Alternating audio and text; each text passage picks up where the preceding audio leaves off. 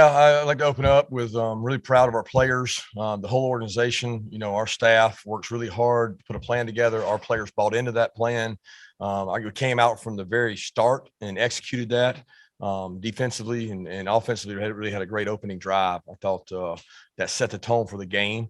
I did not think we played as well in the second half as we're capable of, and got a little flat. But yeah, I appreciate the effort and the commitment to the players. Nobody understands how long a layoff that is and how many practices you got to continue to have. And they bought into that each day and came to work and answered a lot of questions that everybody had for them. All right, first question's from Chip Towers. Go ahead, Chip. Yes, this is for Darion. Darion, we haven't gotten to talk to you all year. Obviously, it's been a huge year for you, and to get defensive MVP in this game with 2 picks, you're an experienced guy. Can you just sort of put it in perspective what really the last year has been like for you, and being kind of back on this stage again and playing big? Last year, I just had to keep my head up, keep grinding. God put me in the spot. University of Georgia gave me a chance, and I just put my head down, kept working, and this is what it led to. Your next question is from Andrea Adelson. Go ahead, Andrea. Hi, this question is for Kirby and for Stetson. Stetson's performance, how much of a statement do you feel like that made to those who have been questioning him and the performance that he had against Alabama in the last game? I don't know. I don't get into much about statements. I really focus on performance and do things based on performance. And I thought he performed at a really high level today. He's been really focused the last couple of weeks. I think it's amazing to have a guy his age block out all the noise and just focus harder. It's almost like every time he hears noise, he just focuses harder on the game plan and what he has to do to execute. And you look at some plays he made out there with his feet. They couldn't account for his mobility and some of the plays he made with his feet, and just really proud of the way he prepped for this game. Yeah, like Coach Smart said, this game's all about how well you play. There's really nothing. I didn't go out there and play, well today in spite of people. I came out there and played well and worked hard throughout the few weeks we had off. Because my teammates needed me to do that, and we needed that to win. So as far as a statement, that's my goal every week, is to play that well. Your next question from Mike Griffith. Go ahead, Mike. Yes, Stetson, that deep ball to Cook. Can you just talk about getting the ball downfield and hitting those guys in stride, both Cook and Burton, over 50 yards? Yeah, I tried not to underthrow him this game. And, Cook ran a great route. Jermaine kind of baited the receiver or the DB, and I just trusted him on that one. Football, those guys on the outside just make it a lot easier because you can trust them, and they're going to get to a spot, and they're, just athletic and great football players. Next question from Dan Matthews. Go ahead, Dan. Stetson, with the empty backfield success you guys had tonight, was that something you guys had seen on film, or was it just kind of just the results were there on some of those plays? Yeah, I think you said. I think sometimes things just work out, and we didn't know that the empty backfield would help like it did, but anytime we can get our skill players in space, so we think that works. The next question from Mark Weiser. Go ahead, Mark. Hey, Kirby, you guys held Michigan without a sack. Obviously, they have some really good pass rushers. And then you guys kind of flipped the script from the Bama game with 4 sacks of your own. What was the key to doing that?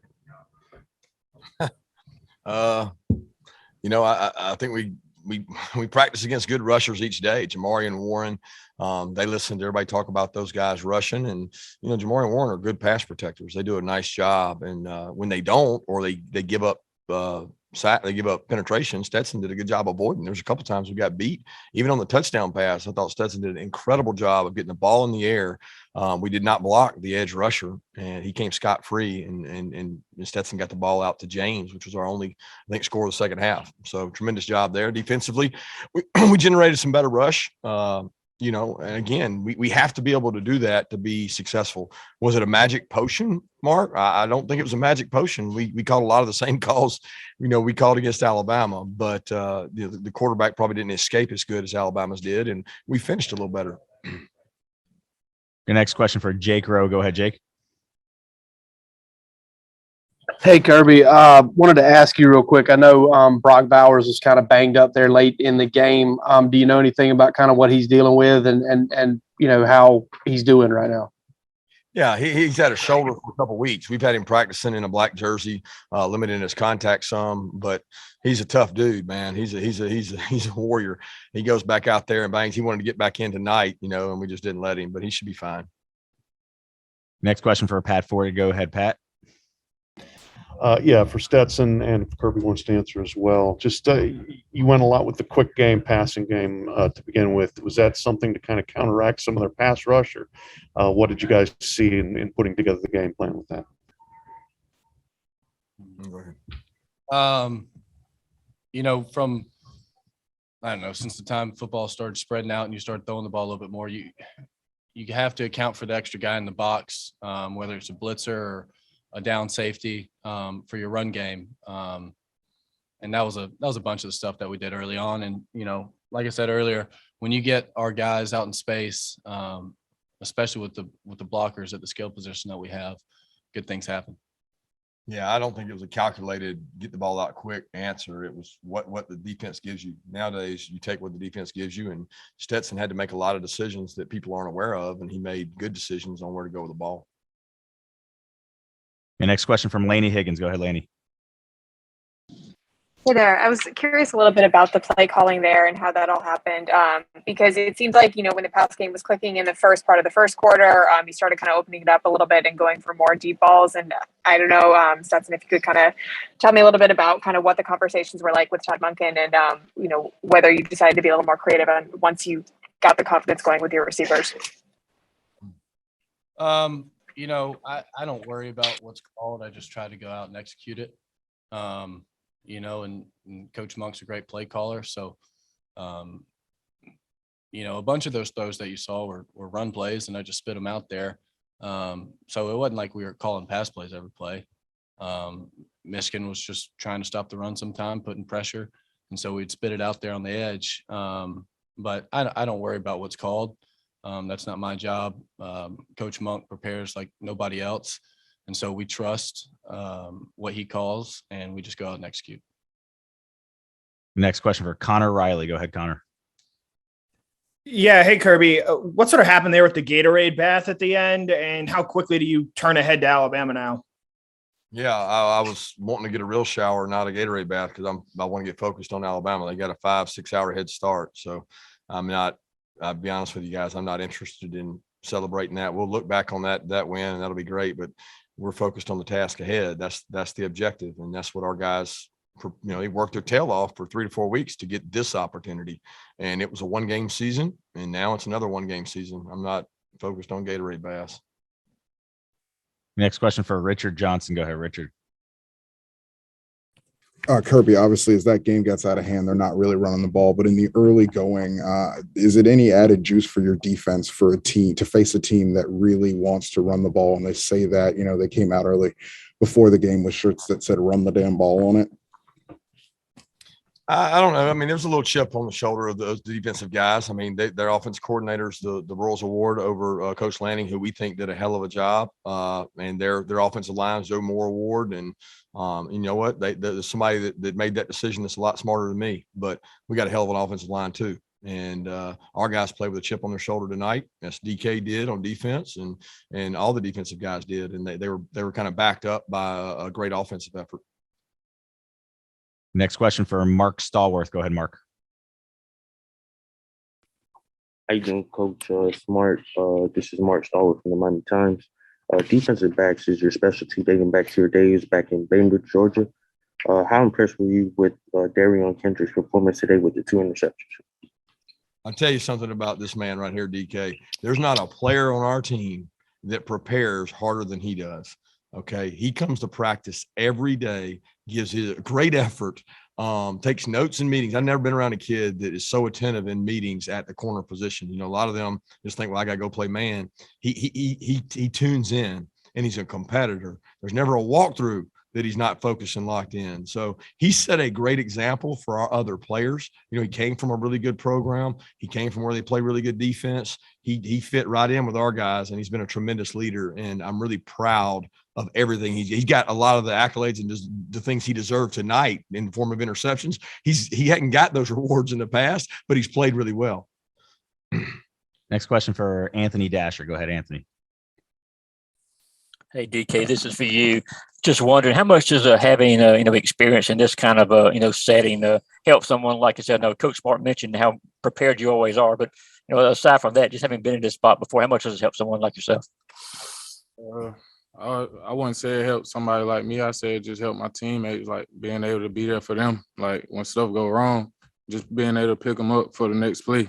It's always everybody gonna make plays. It's about what you're gonna do the next play and the next play. I gave up a few plays, but I kept pushing, and you see the results.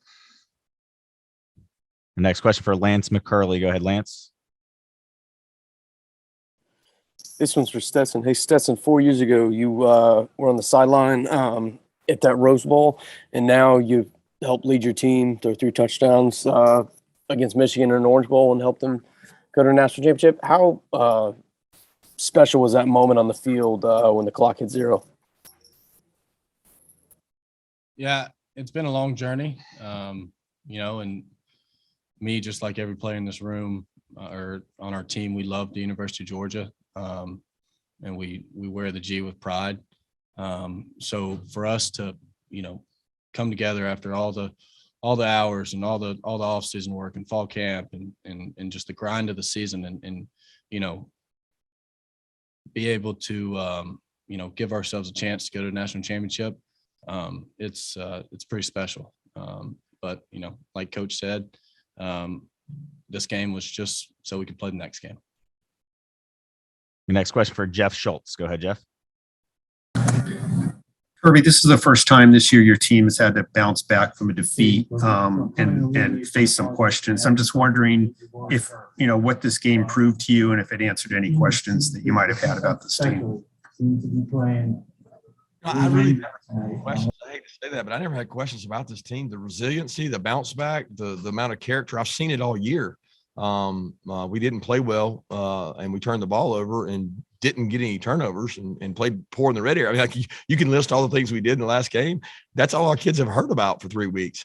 Our focus has been on, okay, what can we get better at? Where can we turn our energy? Because it does no good to look backwards. It only does good to look forward. And who is our opponent? We always say you can't let a loss beat you twice. And we didn't let that happen today. And now we get to focus our energy on a really good football team. And that's where we'll turn our head and attention now. The next question for Michael Cunningham. Go ahead, Michael.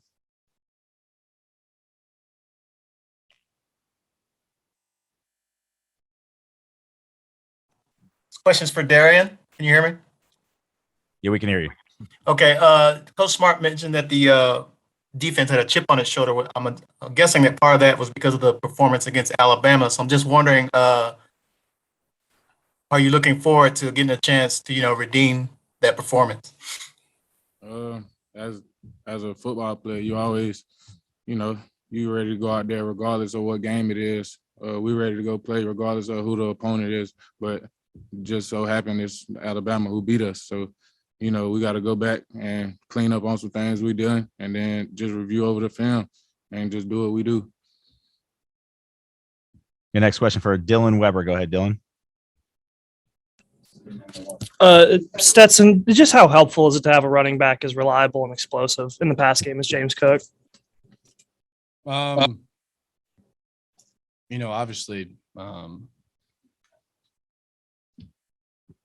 he creates matchups that a lot of people can't do. Are you gonna play a DB on him? Or are you gonna, put a linebacker on him? That's a tough decision for a defense coordinator to make. And then he can run the heck out of the ball too. So what are you going to do? You're going to, sub in a DB, or are you going to play him on a linebacker on him? And he's a special talent, and, I'm sure he was happy with the game he had here at home. All right, we'll take a couple more questions. Next one's from Dennis Dodd. Go ahead, Dennis. Stetson, I'm wondering if you could have imagined, I guess, this moment 5 years ago when you were with the team at the Rose Bowl. No.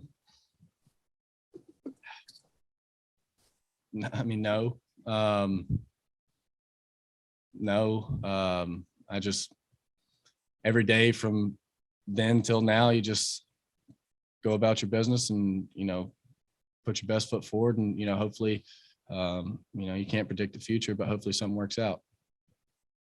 All right, next question for Najee Tobias. Go ahead, Najee. Okay, so this is for any of you. So how do you all stick together as a team in all situations? How do you guys remain together, even if there's a period of adversity? How do you guys do it? After this, it starts from really summer workouts and just working together. You always have hard times. You always got times where somebody is down, so you just pick them up, push through whatever you got to do. And it's always ups and downs in whatever sport you in. It don't matter what you play. You just gotta keep looking forward and try to be better the next time. All right, last question for Mark Stallworth. Go ahead, Mark. All right, this question is for Coach Smart. Going back to your time in Bainbridge, Georgia, what were some life lessons that prepared you for your role today? My dad was a high school coach. I grew up around football. I grew up around players. I got a lot of friends and family back there, and proud of where I'm from. You ask these guys where they're from. Everybody takes pride in where they're from. I take a lot of pride in being from South Georgia, where we played good football, and I grew up around a lot of good football players. Those are the guys I kind of grew up looking up to. And now I get to watch my son look up to these two guys, and they take them under their wing like the players did me. So it's something to be proud of. All right, thanks guys for your time. Appreciate it. Thank you.